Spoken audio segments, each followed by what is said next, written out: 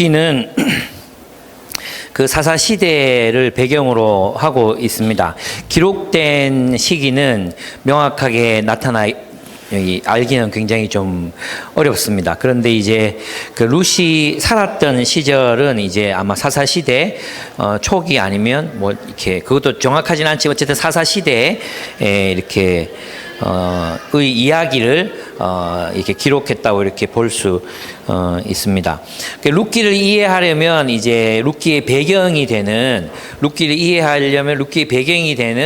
그 땅에 대한 개념, 그리고 희년, 그리고 그 땅을 회복하는 고엘, 뭐 또 빚을 면제해주는 그런 이야기들을 우리가 알아야 되는데 오늘은 그런 이야기들을 한번 좀 다뤄보려고 합니다. 먼저 이제 땅에 대한 이야기를 여러분과 함께 나누겠습니다. 그 하나님께서 하나님의 백성을 이렇게 부르실 때는 그 땅을 약속하시면서 이제 백성들을 부르셨습니다. 그래서 아브라함을 부르실 때도 너는 내가 지시할 땅으로 가라 이렇게 명령하시잖아요. 그래서 하나님의 백성을 부르시는 것과 땅에 대한 약속은 연결되어 있습니다. 그리고 아브라함 이후에도 또 이스라엘 백성 아브라함의 아들이 이삭, 또 이삭의 아들이 12아들이 있었죠. 이삭의 아들 에서와 야곱이 있었는데 야곱의 12아들이 있었죠.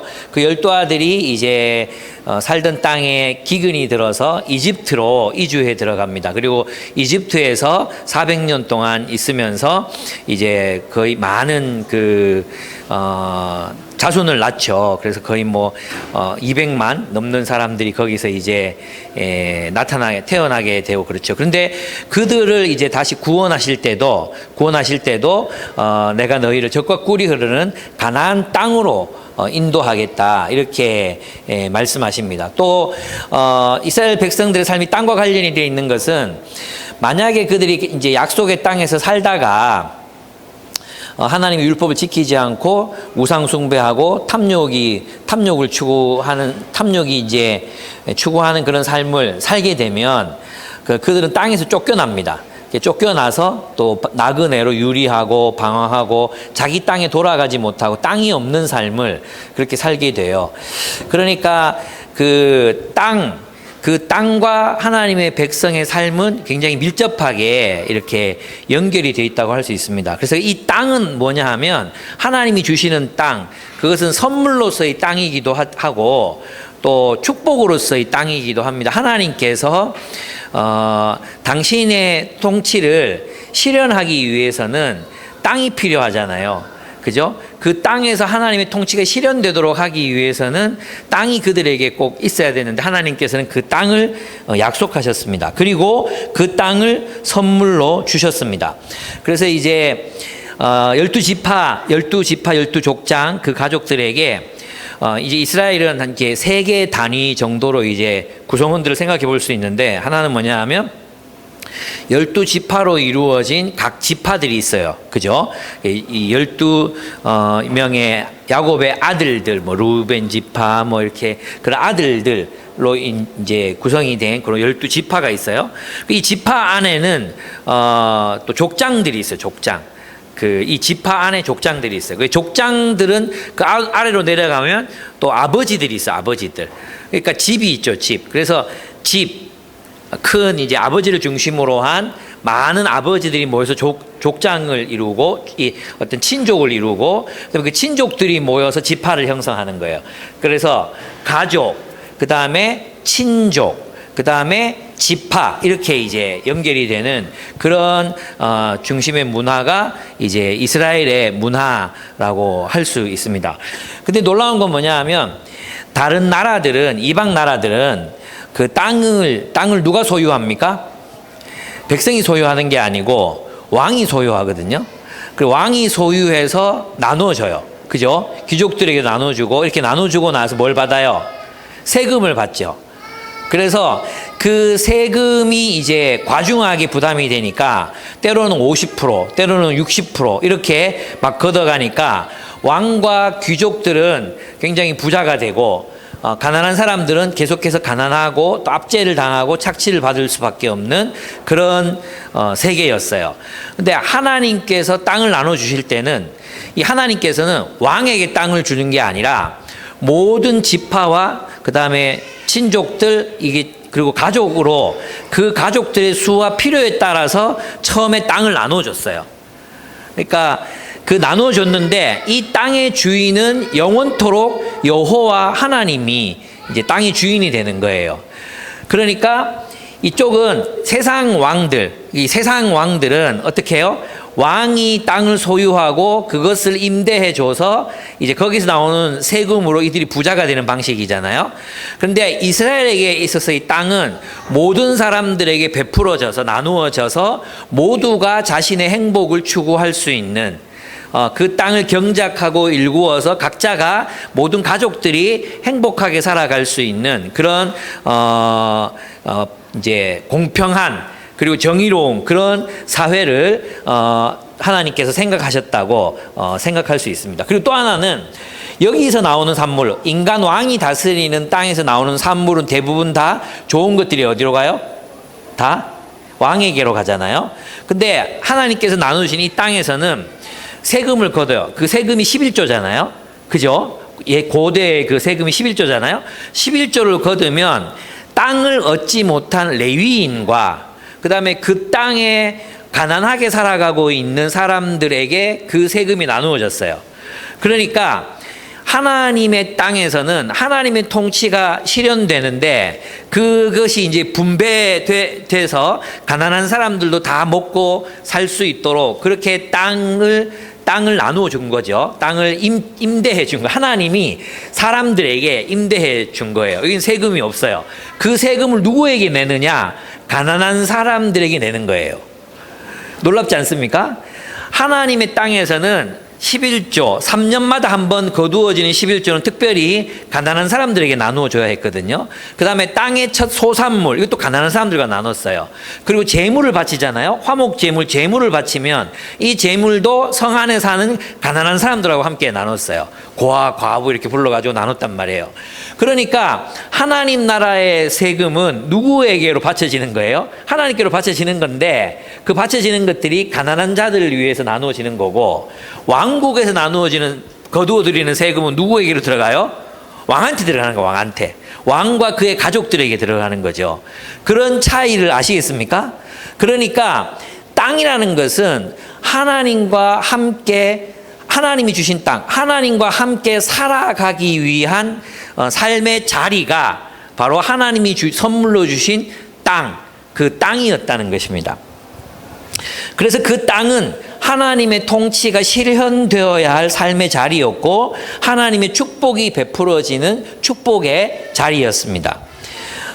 그래서 이제 크리스토퍼 라이트는 이렇게 썼습니다. 즉, 그 땅은 하나님과 함께 살아가는 삶의 장소였다. 누구와 함께 살아가는? 하나님과 함께 살아가는 삶의 장소, 삶의 자리였다. 이렇게 얘기하는 거죠. 그러니까 이 땅이 없으면 하나님의 통치가 실현되지 않는 거예요. 무슨 말인지 아시겠죠? 그래서 구약시대에는 예수님 오시기 전에는 그 땅에서 하나님의 통치가 실현되도록 하는 것이 하나님의 뜻이었다는 것입니다. 그래서 그 땅은 하나님의 백성들에게 나누어 주는 기업, 상급이자 또 하나님 앞에서 살아가야 하는 책임이기도 했다는 거예요.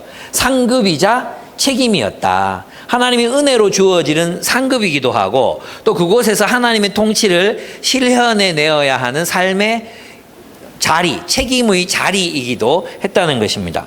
그래서 이제 그곳에서 하나님의 율법을 따라서 그렇게 압제나 착취나 이제 뭐 구조적으로 빼앗는 거나 도둑질이나 이런 것 없이 하나님의 백성들이 가난한 자를 잘 보살피고 잘 섬기면 그것이 이제 하나님의 축복이 되는 이 땅이 되는 거예요.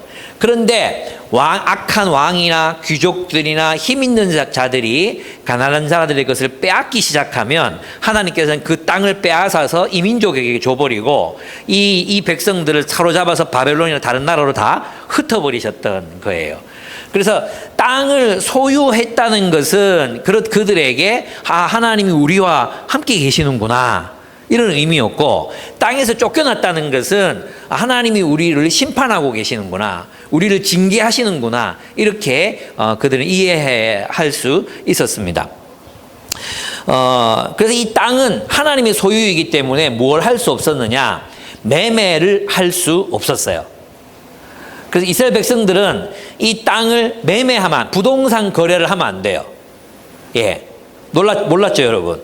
땅은 판매할 수 없었어요. 근데 이제 성경에 보면 땅을 샀다는 이야기가 나오거든요. 그럼 뭘 산 거냐 하면, 땅의 소유권이 아니고, 소유권을 산 게 아니고, 사용권, 경작권을 산 거예요. 경작권을 살 수 있어요. 그래서 있잖아요. 희년이 있잖아요. 희년. 그러니까 이 이스라엘은 7년, 매 6년이 지나고 나면 7년째가 안식년이야. 이 안식년은 땅을 쉬게 해야 돼. 그 땅을 쉬게 할 때 땅이나 밭이나 과수원에서 나온 과일이나 곡물들은 가난한 자들이 거두어 가게 돼 있었어요. 7년째 되는 날. 그러면 이 7년이 7번 더해지면 77이 얼마? 49잖아요. 그 49년이 지나고 난 첫 해가 50년인데, 이게 이제 희년이에요. 희년. 이 희년 때 그동안 이제 사용권을 팔았던 그 땅을 원래 주인에게 돌려줘야 돼. 그런데 여러분, 희년이 가까워오면 땅을 사용할 횟수가 점점 줄어들잖아요. 그죠? 그래서 땅값이 내렸어요. 왜냐하면 그 수확물의 양으로 이렇게 땅값을 결정해야 되니까, 땅값이 희년이 가까워올수록 어떻게 해요? 땅을 사용할 수 있는 연수가 줄어들잖아요. 땅값이 내렸어요. 그런데 이제 희년이 멀면 멀수록 땅값이 비쌌겠죠. 이제 사용할 그걸 임대료를 내야 되니까. 그러니까 임대료, 50년짜리 임대료라고 생각하시면 돼요. 그걸 사는 거예요. 그러면 이제 이제 희년에는 원래 주인에게로 이것을 돌려줘서 그 원래 주인이 다시 새로운 인생을 시작할 수 있도록 하는 것이 하나님 나라의 이제 경제 원리였던 것입니다. 또 하나는 아까 우리가 살펴봤던 것처럼 우리가 이제 희년 제도는 토지의 국유화를 얘기하는 게 아니에요. 말하는 게 아니에요. 토지를 국유화하는 경제 제도를 뭐라 그래요? 공산주의잖아요. 공산주의. 이 토지를 국유화하는 것하고 토지 공개념하고는 개념이 달라요. 근데 많은 분들이 토지 공개념이 마치 국유화라고 오해하거든요. 그러면 공산주의는 토지를 국유화해요. 다 빼앗아 버린다고요. 그리고 이제 필요한데 이제 배분해 주는 거잖아요. 그리고 그렇게 하는 건데, 그래서 중국도 토지를 판매를 못 해요. 또 그거를 이제 사용권을, 이제 영구 사용권, 뭐 100년 사용권, 50년 사용권, 그 사용권을 불화받는 거예요. 사용권, 그 토지에 대해서. 근데 이 토지 공개념은 뭐냐 하면, 토지에서 나오는 이익은 사실 불로소득에 가깝기 때문에 그것을 세금으로 환수해서 공공의 이익, 토지는 공공의 것이니까 공공의 이익을 위해 사용하겠다는 것이지, 토지를 빼앗아서 거기 나오는 모든 이익을 빼앗아 가겠다, 이런 의미가 아니거든요. 토지 공개념과 토지 국유화는 개념이 다르다. 이거는 이제 여기서 중요한 건 아니에요. 그런데 이제 이 땅의 사용권을 돈이 없어가지고 팔아야 되잖아요. 그죠? 그래서 이제 막 살기가 어려워. 그러면 이 땅이라도 좀 팔아가지고 사용권 누구에게 주고 돈을 가지고 좀 살아야 되겠다, 이런 사람이 생길 수 있잖아요. 그럼 매매를 누구에게만 할 수 있는가 하면 가까운 친족에게만 매매할 수 있어요. 이 말은 무슨 말이냐 하면, 가까운 친족이 그 땅을 소유해서 다시 이 땅이 가까운 형제가 이제 이 땅을 샀으니까 이 땅이 남의 것으로, 남의 수중으로 완전히 넘어가지 못하도록 장치를 해놓은 거죠. 그래서 그 아버지들이 있잖아요. 이 아버지가 다른 아버지한테 이 땅을 이제 이것 좀 사달라, 이렇게 되는 거예요. 그런데 희년이 되면 다시 돌려줘야 된다 그랬잖아요. 그래서 이제 이 희년이 되면 희년이 되기 전에 이걸 돌려받고 싶어. 그러면 자기가 능력이 있으면 반드시 이제 다시 사겠다고 그러면 반드시 이걸 팔아야 돼요. 다시 돌려줘야 돼. 그런데 이 사람이 이걸 살 능력이 없어. 그럼 어떻게 되냐 하면, 제일 가까이 있는 친족이 이 땅값을 물어주고 이 사람한테 권리를 회복시켜 줄 수 있었어요. 권리를 회복시켜 주는 거예요. 회복시켜 주지만, 이 땅을 사지만 이 사람이 또 이 사람한테 다시 이제 뭘 갚아야 되는 게 생기잖아요. 그죠? 그래서 그럴 경우에는 이 사람들이 그 집에 들어가서 일꾼으로 일자리를 주고 일을 시작할 수 있었어요. 일을. 노예가 아니에요. 이방인 노예들처럼 완전히 뭐 생사 여탈권을 주인이 쥐고 있는 게 아니라 일꾼처럼 거기서 일하면서 이제 사는 거죠. 그러니까 다시 말하면 그냥 먹고 살게 해주는 거, 일자리를 마련해주고 꼭 필요하지 않을 수도 있잖아요. 근데 너희 땅 너희 경작해가지고 먹고 살아라. 그리고 이제 품삯을 주고 하는 게, 그러고 이제 희년이 되면 반드시 그 땅을 원래 주인에게로 돌려주는 것이 이제 그 이스라엘의 기본적인 토지법이었습니다. 굉장히 독특한 그런 법이었죠. 그래서 땅은 사고 팔 수 없었고 또 주인에게 돌려주지 않는 것은 금지되어 있었습니다. 그리고 경작권, 그리고 희년이 되면 돌려줘야 한다. 그 땅은 상업적으로 매매되어서는 안 되었으며 친족이라는 테두리 안에서 보존되어야 했다. 이렇게 이야기하고 있습니다. 그러면 이제 궁금한 게 생기죠. 그러면 구약에서는 하나님 나라가 되려면 뭐가 필수적이어야 했다고 말했습니까? 땅. 그죠? 가나안 땅이라는 하나님 나라가 되려면 영토가 있어야 돼요. 영토. 그죠? 영토가 있어야 되고 또 누가 있어야 돼요? 백성이 있어야 되고 주권이 있어야 되잖아요. 그죠? 주권과 백성과 영토가 있어야 된단 말이에요. 그래서 땅의 존재가 불가피했어요. 하나님 나라가 되려면 땅이 있어야 됐어요. 이걸 이제 만약에 이제 친약 우리도 그대로 적용을 하면 문제가 생기겠죠. 야, 우리 전부 다 돈 모아가지고 동구에 땅 사자. 그리고 이제 우리가 마을을 건설하자. 그리고 여기가 우리의 삶의 자리야. 이렇게 되면 곤란해지는 거예요. 그래서 이제 신약을 살펴봐야 되겠죠. 예수님이 오신 이후에는 그러면 땅이 어떻게 됐는가? 이게 이제 문제예요. 그죠? 그럼 어떻게 됐어요? 신약의 초대교회 성도들은 야, 이제 사도 바울이 주장하기를 예루살렘의 땅을 삽시다. 예루살렘을 메시아의 왕국으로 만듭시다. 이스라엘을 하나님의 나라로 만듭시다. 이렇게 하지 않았단 말이에요. 무슨 말인지 아시겠죠? 그러면 영토를 중심으로 한 하나님의 나라가 신약에 와서는 뭘로 바뀌느냐?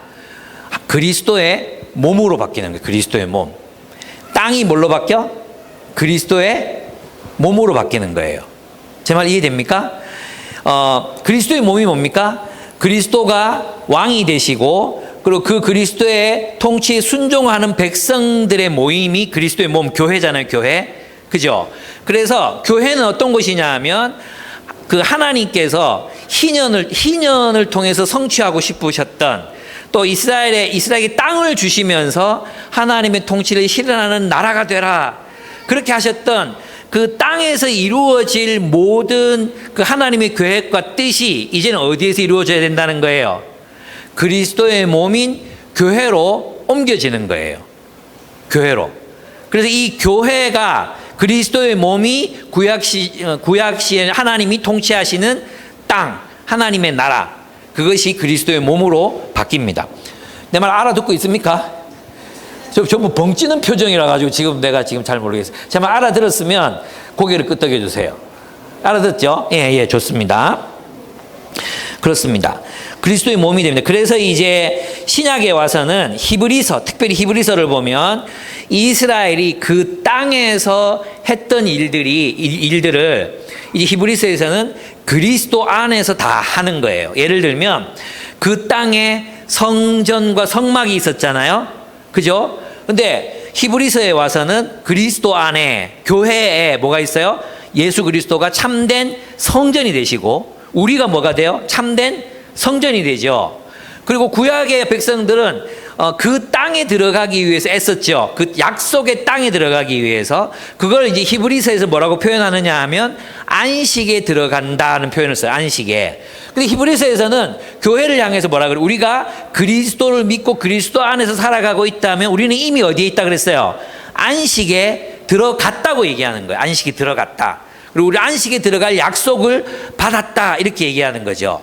그러니까 그 땅을 통해서 실현하고자 하셨던 그 모든 하나님의 뜻이 이제는 그리스도를 통해서 그리스도의 공동체 안에서 모두 다 실현되는 것이 하나님의 뜻이다. 이렇게 이야기할 수 있습니다. 그래서 땅이 그리스도로 바뀐 거죠. 그리스도의 몸, 또 교회로 변화된 것입니다. 변화됐다기보다도 완성되었다 이렇게 볼 수 있습니다. 그러면 이제 이 땅에서 그 이스라엘 그 가나안 땅에서 실현되고자 하고자 했던 하나님의 그 뜻이 교회를 통해서 어떻게 실현되느냐 이게 중요한 부분이에요, 그죠? 그게 뭐냐 하면 여기서는 고해를 통해서 땅을 회복시켜 주잖아요. 땅을 회복시켜 주잖아요. 그래서 여러분 있잖아요. 성경에서 회복이라는 단어를 쓸 때는 우리는 있잖아. 영적 회복만 생각하는, 영적 회복, 감정적 회복만 생각하는 거예요. 그래서 이제 우리가 감정이 우울해. 그러면은 찬양하고 찬양 집회 찾아다니고 막 이렇게 하면서 하나님과의 관계를 회복하고 싶어. 그래서 뭔가 촉촉한 감성을 느끼고 싶어. 그걸 우리는 회복이라고 생각한단 말이에요. 막 그냥 영적으로 고갈돼 있고 막 이런 상태에서 이제 뭔가 하나님이 뭔가 채워주시는 경험, 눈물 나는 경험, 막 이런 경험을 하고 뜨거운 경험 이런 걸 하고 싶어해. 근데 성경이 말하는 회복은 그런 의미가 아니에요. 성경이 말하는 회복은 뭐냐 하면 사회 경제적인 회복을 포함한 모든 전 인간 관계 그리고 자존감, 나의 가치관 그리고 우리의 사회 경제 이 모든 것을 회복하는 것이 회복이에요. 그래서 고엘의 역할이 뭐냐 하면 사람의 삶이 돈 때문에 완전히 무너져 버렸는데 그 무너진 사람의 삶을 땅을 회복시켜 줌으로 새로운 출발을 가능하게 하는 그게 이제 고엘 이스라엘 백성들이 서로에게 고엘이 되어줘서 해야 되는 역할이었거든요. 예, 그걸 회복이라고 하는 거예요. 그래서 이제 오늘날 우리가 교회가 사람을 회복시킨다 이렇게 얘기했을 때는 단순히 영적이고 심리적인 또는 좀 더 나가서 관계적인 여기서 그치는 것이 아니라 경제적이고 사회적인 것까지도 모두 포함하는 회복이 일어날 때 진정한 의미에서의 회복이 일어났다 이렇게 얘기할 수 있는 것입니다. 여러분이 이제 돈 없어 본 적 있습니까? 돈이 없잖아요. 빚을 막 졌어요. 갚을 능력이 없어요. 그럼 뭘 결심하게 됩니까? 대부분 사람들이 자살을 결심해요. 자살. 무슨 말이냐 하면 경제적인 회복이 일어나지 않으면 삶의 회복은 불가능하다는 거예요. 근데 우리는 그런 부분에서는 도외시하거든요. 회복 이러면 영적으로 회복돼야 되고 기도해야 되고 뭐 이런 것만 생각한단 말이에요. 근데 그게 아니란 거죠. 그래서 있잖아요. 과거에 구약 성경에서 고엘 그래서 이제 이 밭을 사주고 그 사람이 새로운 삶을 시작할 수 있도록 해야 됐잖아요. 그죠? 그럼 그게 신약에서는 어떻게 성취가 될까요? 이 신약에서의 성취를 말해주는 중요한 단어가 뭐냐 하면 코이노니아예요. 코이노니아. 이걸 여러분 꼭 기억해 놓으셔야 돼요. 코이노니아. 이 코이노니아를 영어로 번역하면 펠로우십이라고 그랬죠. 교제하는 거예요. 교제.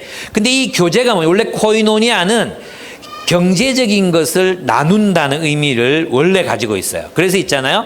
저희가 서로 떡을 떼며 교제하니라. 또 물건을 서로 통용하고 이랬잖아. 그 교제, 그 펠로우십, 그 코이노니아는 뭘 나누는 것? 경제적인 것을 나누는 것. 물건을 통용하는 것. 그게 교제, 원래 교제예요. 또 로마서 12장 13절에 보면은 너희는 나그네를 선대하라. 나그네를 환대하라는 말이 있어요. 그 환대한다는 말이 뭐냐면 그 나그네를 코이노니아 하라 이런 뜻이에요. 나그네와 함께 뭘 나눠야 돼요? 음식을 나누란 말이에요. 음식을 나누고 그가 떠날 때 뭘 제공하라는 거예요? 여비를 제공하라는 거예요. 또 성경에 보면 너희는 말씀을 가르치는 자와 모든 좋은 것으로 함께 하라. 이게 또 코이노니아예요. 그 코이노니아는 뭐냐 하면 그 말씀을 가르치는 자에게 무엇을 제공하라는 뜻이에요. 재정을 그가 사회에 필요한 경비를 너희가 제공하라. 그게 코이노니아예요. 그래서 있잖아요. 성경에서 말하는 펠로우십 우리가 쉐어링 합시다. 쉐어링. 그 쉐어링은 있잖아. 단순히 우리의 깨달은 말씀만을 나누는 게 아니라 우리의 경제적인 부분을 나눌 때 우리가 진정한 의미에서 교제가 일어나는 거예요. 차라리 말 한마디 없어도 돈을 나누란 말이에요. 돈을. 그게 진정한 의미에서의 교제란 말이에요. 교제. 우리 교제합시다. 돈을 나누는 게 교제예요. 원래 의미가. 근데 이게 우리가 얼마나 이제 우리의 그 성경 지난번에 어떤 필독서에서 그런 거 읽은 거 있잖아요. 비켜가기, 왜곡하기, 뛰어넘기. 성경을 해석하는데 우리 식대로, 우리 좋을 대로 쉐어링이라는 말 자체가 늘 이제 말씀 들었으니까 쉐어링 합시다. 말을 나누는 거. 말을 나누는 걸 우리 교제라고 생각해 왔단 말이죠.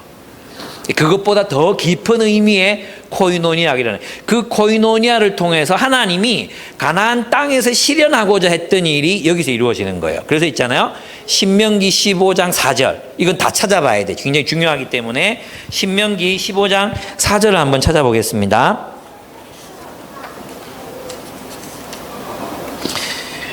신명기 15장 4절, 굉장히 중요한 구절, 다 찾으셨죠? 신명기 15장 4절 같이 읽어보겠습니다. 시작. 당신들 가운데 가난한 자들이 없게 하십시오. 거기까지만 먼저 딱 손가락 끼워 놓으세요. 당신들 가운데 누가 없게 하라 그랬어요? 가난한 자들이 없게 하십시오 그랬죠. 그런데 있잖아요, 사도행전에 가면 뭐라고 얘기합니까? 70인적으로 사도행전에서는 그 중에 가난한 자가 없더라 이거예요. 그 중에 가난한 자가 없더라가 어디 무엇을 따왔냐 하면 신명기 15장 4절에 여러분 중에 가난한 사람이 없게 하십시오를 70인의 유대인들이 헬라어로 히브리어 성경을 번역한 성경이 있어요. 그 성경에 있는 그 구조를 그대로 가지고 와서 그들 가운데 가난한 자가 없더라라고 쓰는 거예요. 그러면 신명기 15장 4절에서 하나님께서 이스라엘 백성들에게 백성들을 바라보시며 소망하셨던 그 일, 하나님의 백성들 가운데는 가난한 자가 없어야 돼. 하나님의 백성들 가운데는 가난한 자가 없어야 돼라는 그 소망이 어디서 이루어지는 거예요? 사도행전의 교회에서 이루어지는 거예요.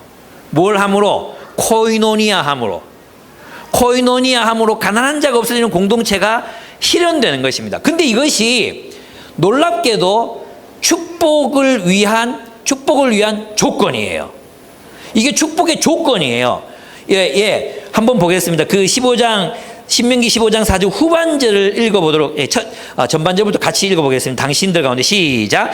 당신들 가운데 가난한 자들이 없게 하십시오. 그러면 주 당신들의 하나님이 당신들에게 유산으로 주어 차지하게 하시는 땅에서 당신들이 참으로 복을 받을 것입니다. 아멘. 복이 어떨 때 주어지는 거예요? 여러분, 축복이라는 게 하나님 나라의 축복, 하나님의 축복이 어떨 때 주어지는 거예요? 그들의 공동체 가운데 가난한 자가 없었을 때, 굶는 사람이 없었을 때, 그들이 삶에 필요한 것들을 모두가 다 향유하게 되었을 때 그 공동체를 하나님께서 어떻게 하신다고요? 그 나라를 하나님이 복 주시겠다 약속하신 거예요. 무슨 말인지 아시겠습니까? 그러니까 있잖아요, 하나님의 그 축복은 하나님 뜻대로 잘 살았다고 개인적으로 주어지는 축복이 아니라 그 공동체가, 교회가, 하나님 나라가 그 땅에서 하나님의 신실한 통치를 따라 살며 가난한 자들이 없는 공동체를 실현할 때 하나님이 축복하시겠다. 내가 너희의 땅이 젖과 꿀이 흐르는 땅이 되게 하겠다. 너희 땅에서 그 포도송이를 두 사람이 어깨에 메고 짊어지고 갈 정도의 수확을 주겠다. 산들이 젖에 막 꿀에 그냥 막 이렇게 녹아내리게 하겠다. 이게 하나님의 계획이었다는 것입니다. 아멘? 그 비전을 우리가 함께 하는 것이죠. 그 비전을 우리가 함께 하는 거예요, 우리가. 그러니까 여러분, 우리는 이러한 삶의 자리, 그 삶의 자리, 삶의 땅, 그 땅을 우리에게 주신 이유. 여러분은 기쁨의 교회라는 땅, 이 지파에 속한 이 땅, 여기에 심으신 이유가 뭐예요? 여기에서 가난한 자가 없게 하는 공동체를 세우는 것. 그거예요. 이 책임은 특별히 누가 져야 돼요? 고엘에서 받듯이, 고엘에서는 가난한 자가 우리 땅을 사줍니까? 못 사주잖아요. 그리고 부유한 자가 사주는, 부유한 자가. 그게 부자의 책임이라는 거예요. 우리는 앞만 돌아봐도 다 비슷비슷해. 특별한 부자도 없고, 그죠? 땅 사줄 사람 아무도 없어요. 우리가 서로에게 땅 사줄 사람 아무도 없어요. 집 사줄 사람 아무도 없어요. 그럼 어떻게 해야 돼? 우리 이렇게 생각하잖아요. 막 우리가 가진 부를 막 극대화시켜서 막 불려가지고 최후에 막 이렇게 하겠다. 이게 주로 이제 그쪽 유해 분들이 주장하는 거거든요. 뭐 주식 투자를 하든지 뭘 하든지 막 부를 극대화시켜라. 근데 이제 생각해 보면 그런 거예요. 우리 한국에서 30년 이상 지속된 기업이 몇 개가 있겠어요? 거의 없어요. 예. 몇 개가 안 돼요. 여러분 50년 전에 100대 기업 안에 들었던 기업들이 지금까지 존속되는 기업이 몇 개가 있습니까? 뭐 삼성, 현대 몇 개 빼고는 거의 없어요. 다 바뀌거든요. 그 말은 무슨 말입니까? 투자를 통해서 돈 벌긴 글렀다. 내가 투자하면 30년 안에 다 망한다. 그러니까 장기 투자 이런 거 어려워요. 그죠? 그러면 남은 게 뭐냐? 금이다, 금. 금이나 은을 살까? 뭐 이렇게 생각할 수도 있어요. 그죠? 그 생각해보면, 그렇게 구차하게 돈 모아가지고 또, 왜 그런 티끌 모아 티끌이라는 말이 있잖아요. 티끌 모아 태산이 아니라 티끌 모아 티끌이라고. 티끌 모았을 때 티끌로 나누는 것이 차라리 낫겠다. 요즘 제가 드는 생각이에요. 그리고 애매하게 투자했다가 돈 다 날리느니 그냥 적금 넣는 게 제일 남는 거다. 좀 손해봐도 적금 넣는 게 제일 남는 거고 성실한, 이 재산을 증식하는 방법이다. 이런 생각이 들어요. 그렇다고 우리 부동산 막 할 수는 없잖아요. 그죠? 그러니까 그런 생각이 좀 들고 있습니다. 제가 지금 말하고 싶은 건 뭐냐 하면 이거예요. 우리 가운데 누군가가 이 가난이라는 건 상대적인 가난을 말하는 건 아니에요. 그죠? 아까도 살펴봤지만 하나님께서는 사유재산을 인정하세요. 왜냐하면 땅을 각자에게 나눠줬잖아요. 각 가정에게 나눠줬단 말이에요. 그건 뭐예요? 재산을 국유화하거나 왕에게 속하게 하거나 또는 그걸 다 빼앗아 가지고 하는 것은 바람직하지 않은 거잖아요. 그러면 각 가정이 자신의 부유를 소유할 수 있어. 그건 하나님이 주신 분깃이야. 맞죠? 그러면 이 분깃을 가지고 우리는 뭘 고민해야 돼? 내가 어떻게 우리 공동체 가운데 먼저 우리 믿음의 식구들 가운데 가난하기 때문에 삶을 향유할 수 없는 사람들이 있을 때 내가 그들을 어떻게 도울 것인가? 내가 그들 어떻게 도울 것인가? 이것들을 우리가 고민해야 되는 부분이죠. 또 하나는 뭐냐 하면 어떻게 하면 국가 제도가 그런 가난한 사람들에 대한 대책을 세울 수 있도록 그런 정책을 만드는 정당을 우리가 지지하고 그렇게 해서 이 나라가 어떻게든 하나님이 원하시는 그런 사회가 되도록 만들 수 있을 것인가. 이런 걸 이제 우리가 고민해야 되는 그런 부분이라는 것입니다. 예. 땅. 그래서 그래서 땅은 중요합니다. 땅은 중요하고 삶의 자리는 굉장히 중요해요. 이게 무슨 말이냐 하면 있잖아요. 결국 이런 거예요. 내가 어떤 그 땅, 하나님이 주신 그 땅에서 뿌리를 내리고 자라고 열매 맺어서 서로가 그런 사랑의 관계, 그죠? 그 사랑의 관계, 서로가 서로에게 고엘이 되어주는 그런 사랑의 관계가 넘쳐날 때 우리에게 뭐가 주어져? 하나님의 놀라운 축복이 주어지잖아요. 그게 축복이거든요. 뿌리 내리고 서로가 연결되고 서로가 서로의 고엘이 되어주고 그래서 서로의 삶을 지지해주고 서로가 서로를 풍요롭게 하는 그런 공동체로 우리가 살아야 되는데 오늘날 교회들을 보면 공동체가 없는 거예요. 뭐가 있습니까? 설교와 예배밖에 없어요. 설교와 예배. 여러분 교회 왜 나옵니까? 우리는 공동체 되려고 나오는 공동체로 서로 섬기고 사랑하기 위해서 나오는 건 만나는 건데 우리는 그 예배 드리러 교회에 온다고 생각하는 거예요. 예배 드리러. 그러니까 많은 사람들이 뭐가 되고 있어요? 떠돌이가 되고 떠돌이 유목민들 저주받은 거죠. 저주받았어요. 저주받아서 여기 갔다 저기 갔다. 여러분 중세의 수도원들이나 중세 이제 수녀원들이나 이 사람들이 이거 깨달은 거예요. 그래서 정주서약 그래요. 정주서약. 무슨 말인지 알죠? 우리가 이제 필독서에서도 자주 읽었잖아요. 정주서약. 모든 사람들의 공동체는 인간의 공동체는 한계가 있다. 그러니까 마음에 안 든다고 이 수도원에 있다가 저 수도원으로 옮기고 저 수도원으로 옮기고 그렇게 할 수 없다는 거예요. 평생 서약을 하는 거예요. 평생 서약. 나는 이 공동체와 더불어 내가 일생을 섬기겠습니다. 이런 서약을. 저는 그것을 우리가 해야 된다고 그렇게까지 뭐 이렇게는 생각하진 않아요. 왜냐하면 그리스도 안에서 우리는 어디든지 공동체를 이룰 수는 있으니까. 근데 문제는 뭐냐 하면 우리가 충분히 뿌리 내리고 충분히 열매 맺고 열매 맺을 때까지 자라기 위해서 정말 모든 갈등, 어려움 이걸 극복하고 하나가 되는 축복 그리고 그걸 넘어서는 축복을 많은 사람들이 경험하지 못한다는 것입니다. 그냥 피상적인 인간관계만 유지하면서 그냥 사람들이 공동체로 산다는 것입니다. 공동체라고 부른다는 것입니다. 여러분 부부관계 하나님이 맺어주신 것을 그 사람이 끊을 수 없다 그랬잖아요. 그죠? 부부가 갈등이 생길 때마다 이혼한다고 생각해 보십시오.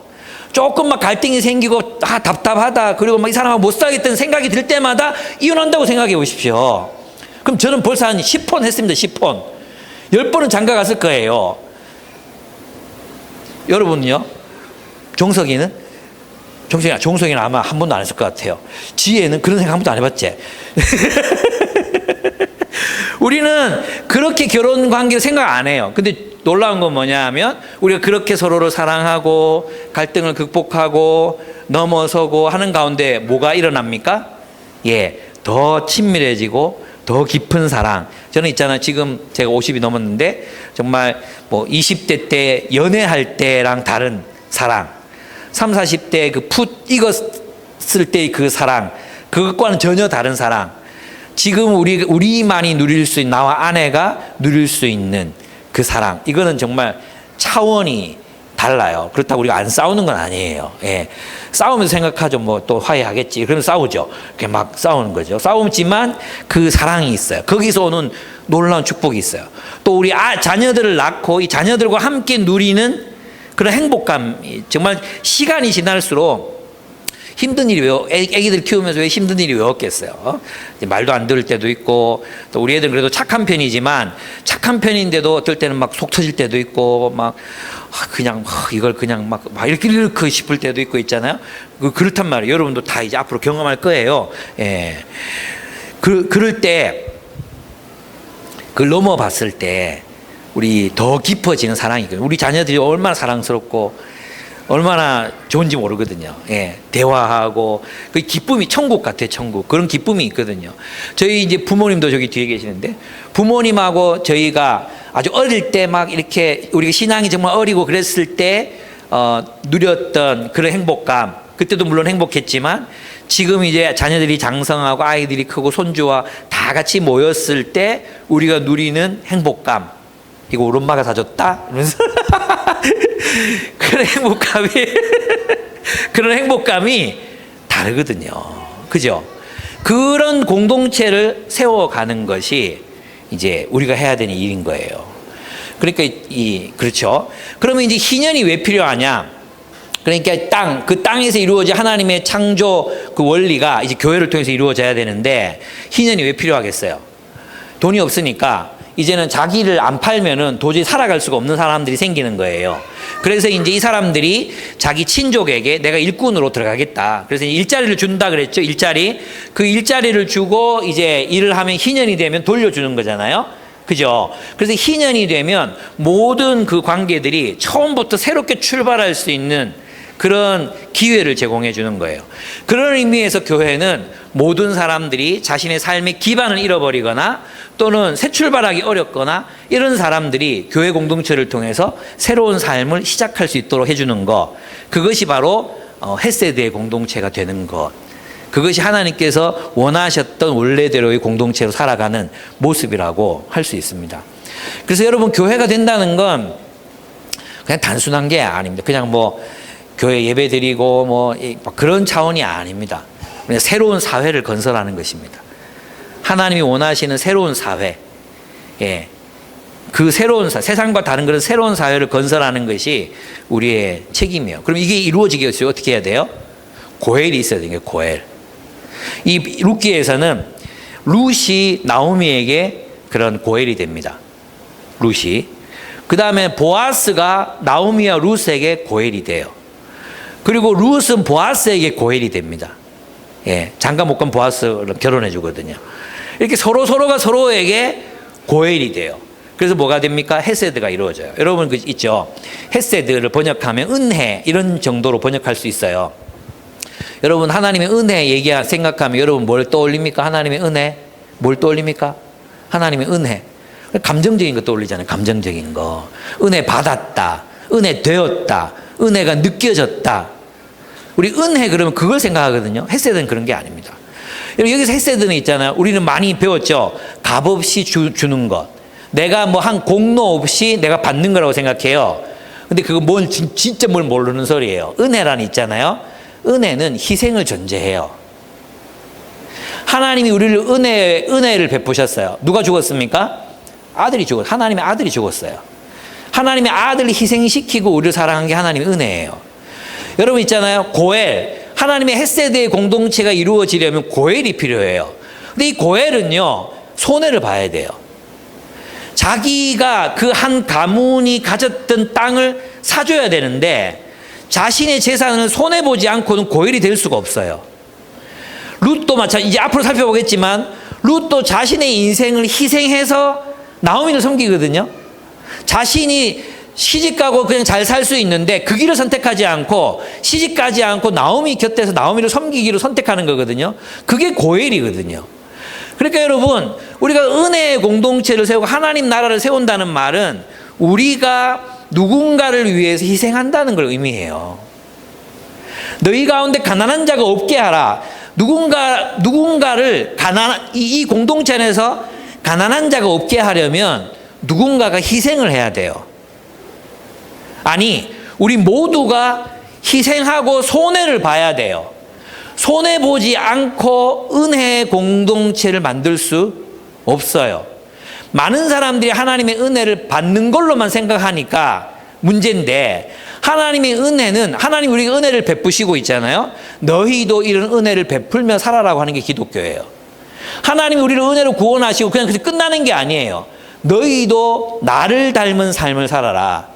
내가 너희를 사랑하기 위해서 내 아들도 희생했어. 그러니까 너희도 서로를 위해서 희생해라. 그러면 너희에게 가난한 자가 없어질 것이고, 그러면 내가 너희를 축복하겠다.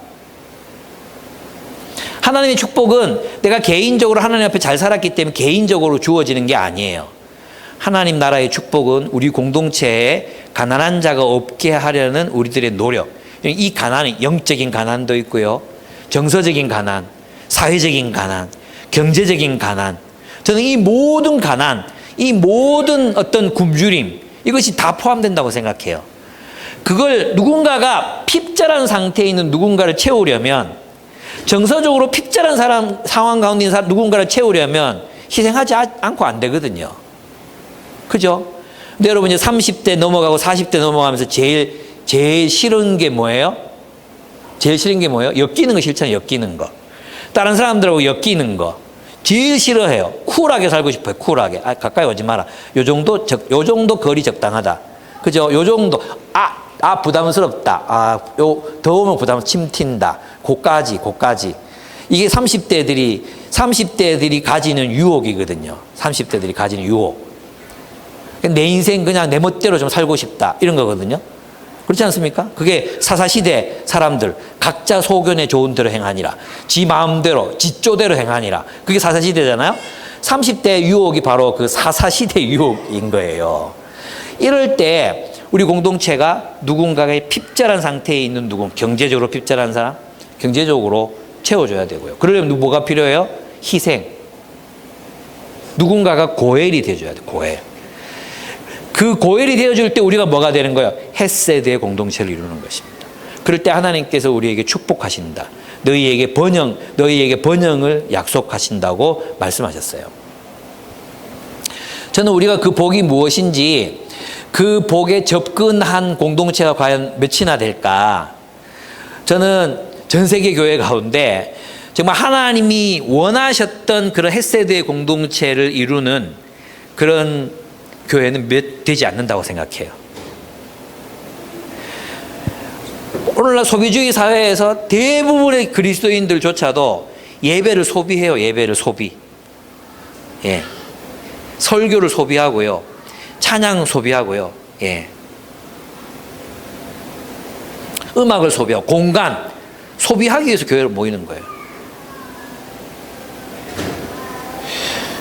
그것을 벗어나지 않으면 우리는 소망이 별로 없습니다. 이 코로나가 정말 어떤 분이 이제 이거는 정말 하나님의 교회를 향한 심판이구나 이제 얘기하시잖아요. 코로나가 집요하게 그걸 공격해요. 집요하게. 예배로 모이는 교회들을 계속 집요하게. 예. 예배가 다냐? 교회가 뭔데? 그 질문을 더 계속하게 만들어요. 너희가 얘기했죠. 예배 없이 교회가 될 수 있느냐? 네? 설교 없이 예배가 될 수 있느냐? 교회가 될 수 있느냐? 음악 없이 교회가 될 수 있느냐? 가난한 자가 없는 하나님 나라의 공동체를 이룰 수 있느냐? 다시 말해, 이웃을 위해 고일이 될 수 있느냐? 누군가를 위해 그의 삶을 회복시켜주는 그런 삶을 살아가기 시작할 수 있느냐. 그걸 끊임없이 묻고 계신다는 생각이 저는 들었습니다. 여러분, 우리 이런 생각이 들죠? 그건 너무 높은 기준입니다. 이런 생각이 들잖아요. 이 사사시대 사람들이 똑같이 생각했다니까요. 룻기가 왜 기록됐겠습니까? 모든 사람들이 다 각자 제 길로 행하는 그 시대에 룻과 보아스, 나오미 같은 사람이 있었다. 누군가의 고엘이 되어주고 그 사람의 삶을 회복시켜준, 누군가의 삶, 인생이 파탄난 사람의 삶을 누군가 회복시켜준 룻 같은 사람이 있었고, 그리고 자신의 재산을, 그 손실을 마다하지 않고 한 가족을 살려낸 보아스 같은 사람이 있었다. 그들은 그 사사들이 지배하고 각자 자기 좋을 대로 살아가던 그 시대, 심지어는 있잖아요. 어떤 시대였냐 하면 사사라는 사람이 자기 딸을 인신공양물로 바칩니다. 내가 전쟁에서 돌아오면 나를 가장 먼저 맞이하는 사람을 제물로 바치겠다. 아무도 안 나가잖아요. 자기 딸이 춤추고 나갔다가 어떻게 됩니까? 제물로 바쳐집니다. 인신제물 바치지 말라고 하나님이 명령하셨는데 그것도 모르고 있어요. 이교 문화에 그렇게 사로잡혀 있는 거예요. 지도자들조차도. 베냐민 지파, 그 한 지파에는 있잖아요. 한 지파에는 어떤 한 남자가 자기 첩을 데리고 지나가다가 이방 나라로 지나가지 말고 유대인에게로 가져가, 유대인 동네로 지나갔어요. 유대인 동네에서 그 동네 산 남자 전부 찾아와가지고 이 첩을 강간해서 죽입니다. 그걸 또 이 남편 어떻게 하는지 아십니까? 이 남편은 그 여자의 시신을 토막 냅니다. 토막을 내서 12지파에 다 보내가지고 전쟁을 하게 만들어서 베냐민 지파 남자들 다 죽여버립니다. 그리고 베냐민 지파 남자들 다 죽으니까 이 여자 살 길이 없잖아요. 그래서 또 막 다른 지파 사람들이 아내로 데려가고 별 희한한 일들이 발생하는 사사시대였어요. 이런 삶이 가능합니까? 이런 교회가 가능합니까? 그래, 그런 공동체가 그때에도 있었다는 거예요. 그러니까 지금 우리가 그렇게 살 수 없겠냐? 우리도 그렇게 살 수 있다. 저는 있잖아요.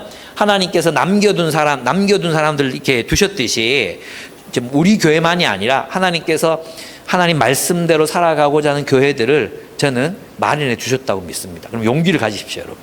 우리가 지금 말하고 생각하고 이루어가고자 하는 이 공동체는 헛된 꿈이 아닙니다. 하나님께서 우리들의 삶을 돌아보십시오.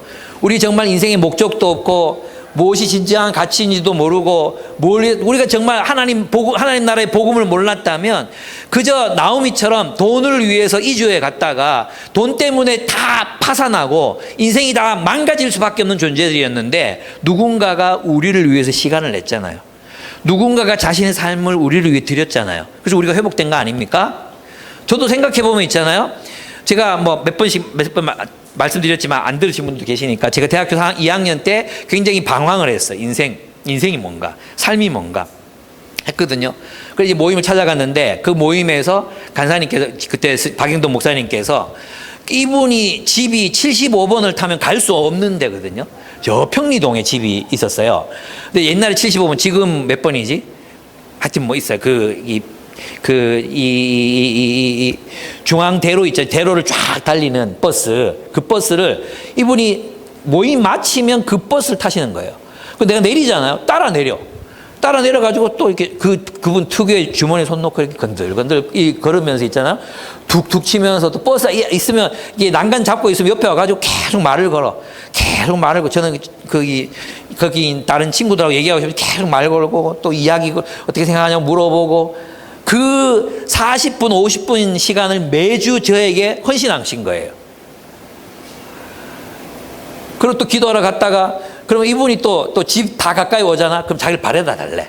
그럼 또 있잖아요. 버스 타는 데까지 또 같이 가면서 이런저런 두런두런 얘기하다가 이분이 또 집으로 가셔. 한 번 더 갈까? 하면 또 갔다가 왔다가 이렇게 한두 번 한 게 아니에요. 그 한 분이 저에게 인생을 자기 시간을 희생했잖아요. 얼마나 바빴겠어요. 예. 제가 살았잖아요. 여러분도 그렇게 살아난 거 아닙니까? 누군가가 여러분에게 자신의 삶을 드렸어요. 그죠? 우리가 살아났잖아요. 누군가가 여러분의 고엘이 되어 주었어요. 하나님께서는 지금 여러분에게도 똑같이 누군가에게 고일이 되어주라. 너희가 누군가의 인생을 회복시키기 위해서 살아가라. 내가 너희에게 돈을 주고 내가 너희에게 건강을 주고 내가 너희에게 시간을 주는 이유는 바로 그 너희가 누군가를 위한 고일이 되고, 그래서 그로 말미암아 너를 통해 헤세드의 공동체가 작지만 하나님 나라의 불꽃이 그곳에서 피어나게 하기 위함이다. 주님이 말씀하시는 것입니다. 그게 룻기입니다. 그래서 이제 다음 주부터는 이 룻기에 나타나 있는 놀라운 거, 룻기가 왜 여기 들어있는지, 룻기가 왜 여기 들어있는지, 또 이 성경이 얼마나 중요한지 하는 얘기들을 함께 나누어 보게 될 것입니다. 오늘 말씀은 여기서 마치겠습니다.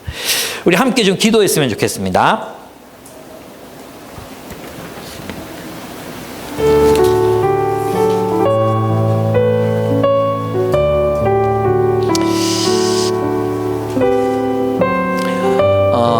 하나님은 여러분에게 땅, 하나님 나라를 이루라고 하는 구체적인 삶의 자리로 이 교회, 이 공동체, 이 숲을 여러분에게 허락하셨습니다. 함께 기도했으면 좋겠습니다. 하나님, 내가 이 땅에서 하나님이 주신 이 땅, 이 그리스도의 몸을 통해서 하나님의 통치를 실현해내고 하나님의 은혜가 작동하는 그런 공동체를 세우겠습니다. 우리 청소년들, 자윤이, 자헌이, 현은이, 명은이, 다현이, 청소년들 있잖아요. 여러분들도 하나님께서 우리를 공동체로 부르셨습니다. 하나님의 헤세드가 작용하는, 내 것이 아니라 내가 누군가를 위해 나의 것을 나누어 주고 희생함으로 하나님의 은혜가 작동하는 그런 공동체가 되라고 하나님이 여러분을 기쁨의 교회 공동체로 부르셨습니다. 이곳이 여러분의 땅입니다. 여러분의 땅, 하나님 나라를 꽃 피워야 하는 땅, 하나님이 허락하셨습니다. 하나님, 내가 내 삶을 들여 좀 하나님 나라, 내가 작지만 내가 누군가의 고엘이 되어주는 삶을 살아가기로 결단합니다. 나의 그 작은 헌신을 통해 주님, 헤세드의 공동체가 세워지게 해 주십시오. 또 우리 자신을 좀 돌아봤으면 좋겠습니다. 난 너무 이기적으로 살지 않았나? 그동안 내가 너무 나만 바라보고 살진 않았나? 나는 지금 다른 사람의 그 아픔을 돌아보고 있나? 난 누구를 회복시키기 위해서 나의 삶을 희생해 본 적이 있나? 아니, 희생하고 있나? 내 시간, 내 재정을 드리고 있나? 한번 돌아보면서 회개도 했으면 좋겠습니다. 한번 함께 기도하겠습니다.